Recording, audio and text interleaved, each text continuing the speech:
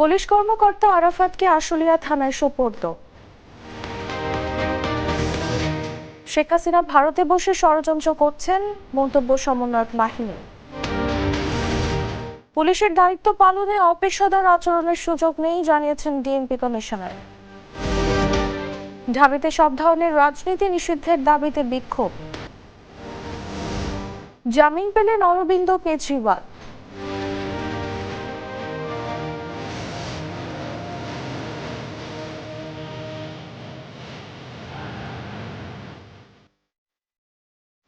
এতক্ষণ শুনছিলেন সংবাদ শিরোনাম।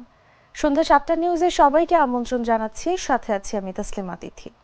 আরফেল ওয়্যার ড্রপ, এতে ব্যবহৃত ইনসেক্টস রেপিলেন্ট মাস্টার ব্যাচ পোকামাকড় থেকে কাপড়কে রাখে সম্পূর্ণ সুরক্ষিত। আরফেল ওয়্যার ড্রপ, যত্নে থাকুক ভালোবাসা। এবারে চলে যাচ্ছি পুরো খবরে। ছাত্র জনতার গণ অভ্যুত্থানে সরকার পতনের দিন আশুলিয়ায় লাশ পোড়ানোর ঘটনায় সম্পৃক্ত পুলিশের পরিদর্শক আরাফাত হোসেনকে আশুলিয়া থানায় সোপর্দ করেছে র্যাব। শুক্রবার দুপুরে তাকে আশুলিয়া থানায় সোপর্দ করা হয়। এর আগে ভোরে ওই পুলিশ কর্মকর্তাকে রাজধানীর আফতাবনগর থেকে গ্রেফতার করে র্যাবের একটি দল। র্যাব জানায়, ঘটনার পর থেকে ছায়া তদন্ত শুরু করা হয়। পরে গোয়েন্দা নজরদারির পর তাকে আফতাবনগর থেকে আটক করা হয়। তাকে আনা হয় র্যাব 4-এর কার্যালয়ে। পরে সেখান থেকে দুপুরে আশুলিয়া থানায় সোপর্দ করা হয়েছে।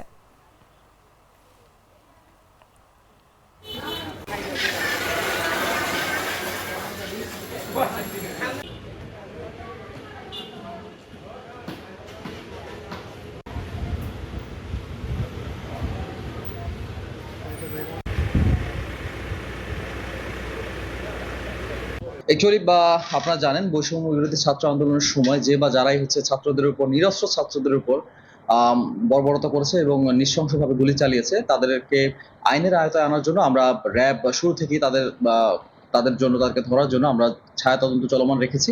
এবং এরই ধারাবাহিকতায় আপনার ইন্সপেক্টর আরাফাত, সাবেক ইন্সপেক্টর আরাফাত, যিনি ওই ক্রাইম সিনে ওই সময় উপস্থিত ছিলেন এবং তার সংযুক্ততা পাওয়া গিয়েছে এবং তাকে আমরা ধরতে সক্ষম হই। গতকাল রাতে র্যাবের একটি যৌথ দল আফতাবনগর এলাকা থেকে, ঢাকার আফতাবনগর এলাকা থেকে আজকে ভোরের দিকে তাকে আমরা ধরতে সক্ষম। উনি অ্যাকচুয়ালি হাইডে ছিলেন, উনি অ্যাকচুয়ালি আপনার ওই এলাকায় আত্মগোপনে ছিলেন। তো আমরা তাকে বিভিন্ন ছায়াতন্ত্র এবং গোয়েন্দা তৎপরতার মাধ্যমে তার নিজ বাসার এলাকা থেকে, একটি বাসার এলাকা থেকে তাকে আমরা ধরতে সমর্থ হই। বৈষম্য বিরোধী ছাত্র আন্দোলনের কেন্দ্রীয় সমন্বয়ক মাহিন সরকার বলেছেন, ফ্যাসিস্ট শেখ হাসিনা ভারতে বসে ষড়যন্ত্র করছেন। শুক্রবার দুপুরে জয়পুরহাট জেলা শিল্পকলা একাডেমিতে গণ অভ্যুত্থানের প্রেরণায় শহীদ পরিবারের সঙ্গে সাক্ষাৎ ও ছাত্র নাগরিক মতবিনিময় সভায় তিনি এসব কথা বলেন। তিনি বলেন, ছাত্র জনতা যেভাবে ফ্যাসিস্ট সরকারের পতন ঘটিয়েছেন, সেভাবে আগামীতেও ঐক্যবদ্ধ থাকবেন। এই ঐক্যবদ্ধতা বাংলাদেশ বিনির্মাণে খুব বেশি প্রয়োজন। এ সময় কেন্দ্রীয় সমন্বয়ক কুরাতুল আইন কানিজ, ইফতেখার আলম আসাদ, সাইফুল ইসলাম প্রমুখ উপস্থিত ছিলেন। আমরা মনে করি যে অবশ্যই এখানে ষড়যন্ত্র আছে, দেশে এবং দেশের বাইরে থেকে ষড়যন্ত্র তো হচ্ছে অবশ্যই। যিনি ডিক্টেটর ছিল খুনি হাসিনা, সেই হাসিনা তো অবশ্যই চাইবে পুনর্বার। আপনারা দেখেছেন গণমাধ্যমে ইতোমধ্যে অনেক কিছু প্রকাশ হয়েছে। কালকের একটা ঘটনা আপনারা জানেন, সবাই দেশবাসী জানে। তো সে দিল্লির উপকণ্ঠে নিশ্চয়ই বসে নেই, সে কিছু করার চেষ্টা করছে। আপনারা দেখেছেন যে ভারতবর্ষে একটি পলিটিক্যাল বন্যা কিভাবে বাংলাদেশের দিকে ধেয়ে এসেছে এবং সেখান থেকে কিন্তু কোনো মেসেজ ছাড়াই, ভারতের পক্ষ থেকে কোনো মেসেজ ছাড়াই বাংলাদেশের উপর দিয়ে একটি বন্যা তারা প্রবাহিত করেছে, যেটি আমরা মনে করি সম্পূর্ণ পলিটিক্যাল একটি বন্যা।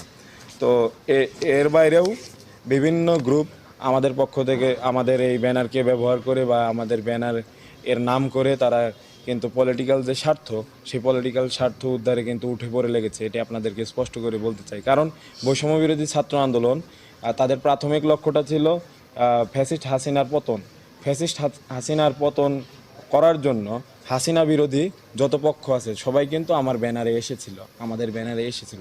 এই ব্যানারে আসার পর যখন ফ্যাসিস্ট হাসিনা পতন হয়ে গেল, তখন কিন্তু এই পলিটিক্যাল যে পার্টিগুলো আছে বা পলিটিক্যাল গ্রুপগুলো আছে তারা কিন্তু আলাদাভাবে চলে গেল। এখন যারা আছে তারা কিন্তু সাধারণ শিক্ষার্থী হয়ে কাজ করছে, ভলেন্টিয়ারি কাজগুলো করছে এবং তাদের মধ্যে অনেকেই কিন্তু দেখা যাচ্ছে যে ক্ষমতায় আসার জন্য অনেক বেশি মরিয়া হয়ে উঠেছে। এই বিষয়গুলো আমরা অ্যাড্রেস করতে চাই।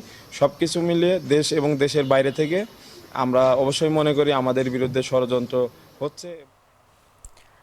Dhaka metropolitan police commissioner Mohammad Mainul Hasan বলেছেন, দায়িত্ব পালনকালে পোশাকে, উপস্থাপনায়, সেবায় এবং দৃঢ়তায় নিজেদের উচ্চতা তুলে ধরতে হবে। দায়িত্ব পালনে কোনো অপেশাদার আচরণ ও শিথিলতা প্রদর্শন করার বিন্দুমাত্র সুযোগ নেই। মানুষের সঙ্গে আচরণে বিনয়ী হতে হবে। শুক্রবার ডিপ্লোম্যাটিক সিকিউরিটি বিভাগে কর্মরত পুলিশ সদস্যদের সঙ্গে মতবিনিময় সভায় প্রধান অতিথির বক্তব্যে তিনি এসব কথা বলেন।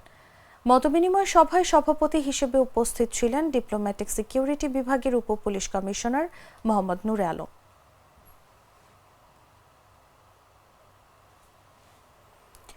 ঢাকা বিশ্ববিদ্যালয়ে ছাত্র, শিক্ষক, কর্মকর্তা ও কর্মচারী সহ সব ধরনের দলীয় রাজনীতি নিষিদ্ধের দাবিতে বিক্ষোভ করেছে শিক্ষার্থীদের একটি অংশ। শুক্রবার দুপুর 2:30টার দিকে বিশ্ববিদ্যালয়ের হলপাড়ায় জড়ো হন শিক্ষার্থীরা। এরপর বিক্ষোভ মিছিল নিয়ে সন্ত্রাস বিরোধী রাজু ভাস্কর্যের পাদদেশে যান তারা। সেখানে গিয়ে সমাবেশ করেন তারা। সমাবেশে শিক্ষার্থীরা বলেন, আমরা স্পষ্ট ভাষায় বলতে চাই, ক্যাম্পাসে ছাত্র, শিক্ষক, কর্মকর্তা, কর্মচারীদের সব ধরনের দলীয় রাজনীতি নিষিদ্ধ করতে হবে। একই সঙ্গে কালক্ষেপণ না করে ছাত্র সংসদ চালু করতে হবে। আগামী 22 সেপ্টেম্বর ক্লাস শুরু হওয়ার কথা থাকলেও রাজনীতি দাবি নিষিদ্ধ হওয়ার আগে ক্লাসে না ফেরার কথা জানান শিক্ষার্থীরা। Campus politics, campus politics.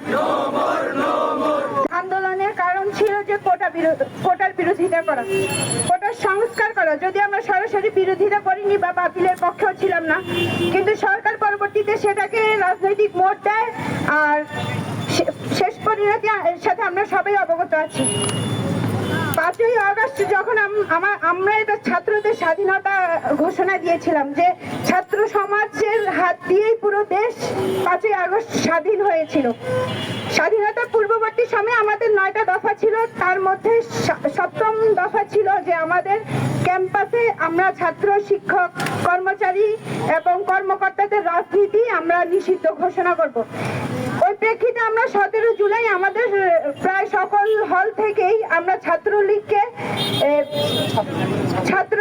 সহ ছাত্র দল এবং সকল দলীয় প্যানেলে অন্তর্ভুক্ত ছাত্রদেরকে আমরা হল থেকে বের করে দিই বা বিতাড়িত করি। কিন্তু এখন আমরা দেখছি যে স্বাধীনতা পরবর্তী সময়ে বিভিন্নভাবে মতামত প্রকাশের স্বাধীনতা অবশ্যই আছে, যেহেতু আমরা একটা গণতান্ত্রিক রাষ্ট্রে বসবাস করি। ডিমের বাজার নিয়ন্ত্রণ সম্প্রতি ভারত থেকে এসেছে প্রায় 2.5 লাখ ডিম। এতে ডিমের বাজারে স্বস্তি আসেনি, বরং সপ্তাহ ঘুরে ডজনে নিত্য পণ্যটির দাম বেড়েছে 5 টাকা। বাজারে প্রতি ডজন ডিম বিক্রি হচ্ছে 160 টাকায়। আগের মতোই চড়া দামে বিক্রি হচ্ছে মাছ, সবজি ও মাংস। আর প্রতি কেজি ব্রয়লার বিক্রি হচ্ছে 170 থেকে 180 টাকায়। গরুর মাংস বিক্রি হচ্ছে 760 থেকে 780 টাকায়। মিরপুরের মুসলিম বাজারের ডিম দোকানের ব্যবসায়ীর সঙ্গে কথা বলে জানা গেছে, প্রতি পিস ডিম পাইকারিতে কিনতে হচ্ছে 12 থেকে 14 টাকায়। দোকানীদের দাবি, সাম্প্রতিক বন্যায় খামার ক্ষতিগ্রস্ত হয়েছে, এতে উৎপাদন কমছে। আবার বর্ষার এই সময় চাহিদা বেশি থাকে। সব মিলে এখন ডিমের দামটা একটু বেশি।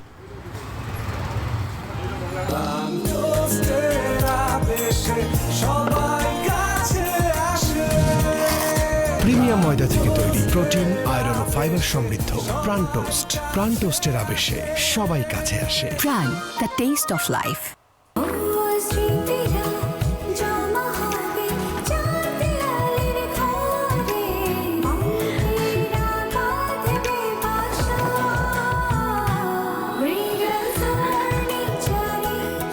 মনের মতো ডিজাইন আর stylish collection, Regal furniture, furnish your dream.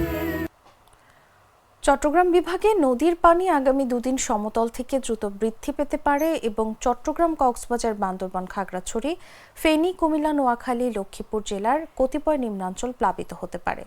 আজ শুক্রবার পানি উন্নয়ন বোর্ডের বন্যা পূর্বাভাস ও সতর্কীকরণ কেন্দ্র থেকে নদ নদীর পূর্বাভাসে এসব তথ্য জানানো হয়েছে। পূর্বাভাসে বলা হয়, চট্টগ্রাম বিভাগের মুহুরী, ফেনী ও গোমতী নদীর পানি সমতল হ্রাস পাচ্ছে। অন্যদিকে হালদা, সাঙ্গু ও মাতামুহুরী নদীর পানি সমতল বৃদ্ধি পাচ্ছে। এছাড়াও দেশে এবং উজানে ভারী বৃষ্টিপাতের কারণে চট্টগ্রামে পাহাড়ি ঢল বাড়তে পারে। এদিকে আবহাওয়া অফিস জানিয়েছে, আগামী দুদিন চট্টগ্রাম অঞ্চলে ভারী থেকে অতি ভারী বৃষ্টির আশঙ্কা রয়েছে।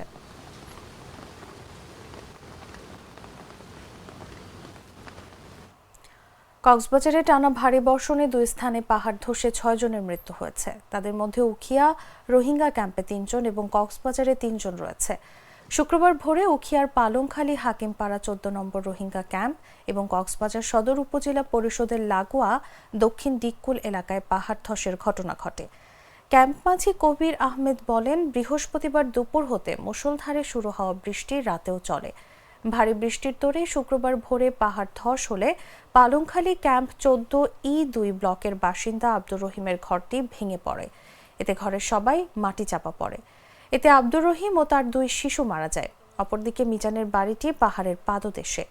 বৃহস্পতিবার বিকেল থেকে শুরু হওয়া ভারী বৃষ্টিতে মাটি নরম হয়ে যায়। পরে মধ্যরাতে ওপর থেকে পাহাড় ধসে তার বাড়িতে পড়ে। তাৎক্ষণিকভাবে মিজানকে জীবিত উদ্ধার করা হয়। পরে ভোরের দিকে কক্সবাজার দমকল বাহিনীর সহযোগিতায় উদ্ধার তৎপরতা চালিয়ে স্ত্রী ও 2 শিশু মেয়ের মরদেহ উদ্ধার করা হয়।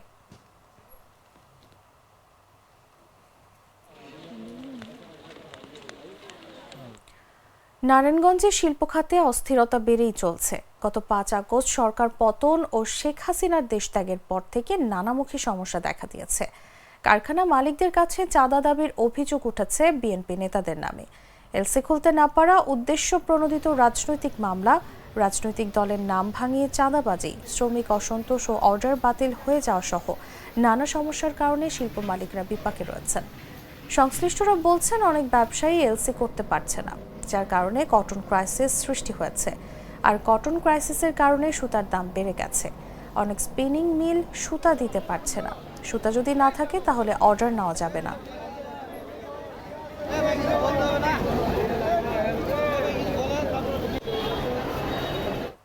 জানাবো আন্তর্জাতিক সংবাদ।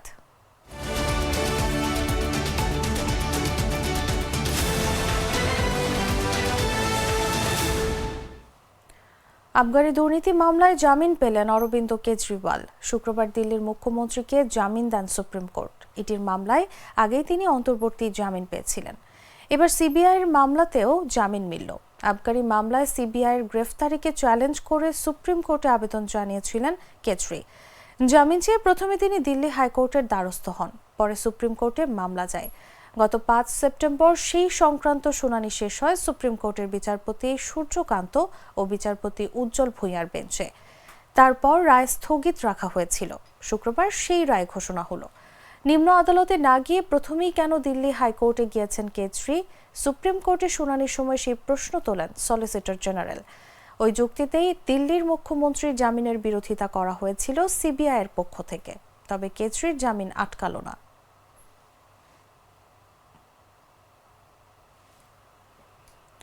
মার্কিন প্রেসিডেন্ট নির্বাচন নভেম্বরে। দুদিন আগেই হ্যারিস ও ট্রাম্প এবিসি টিভি চ্যানেলের বিতর্কে যোগ দিয়েছিলেন।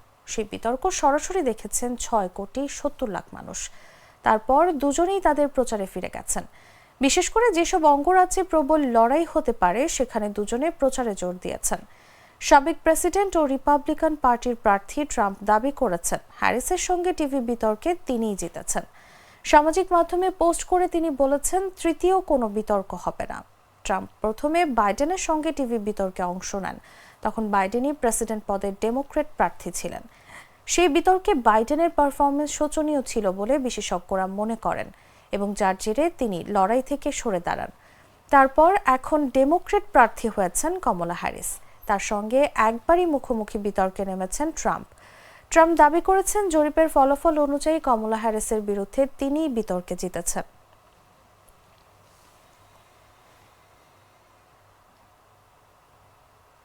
দর্শক, এই ছিল এখনকার মতো। ধন্যবাদ এতক্ষণ সাথে থাকার জন্য।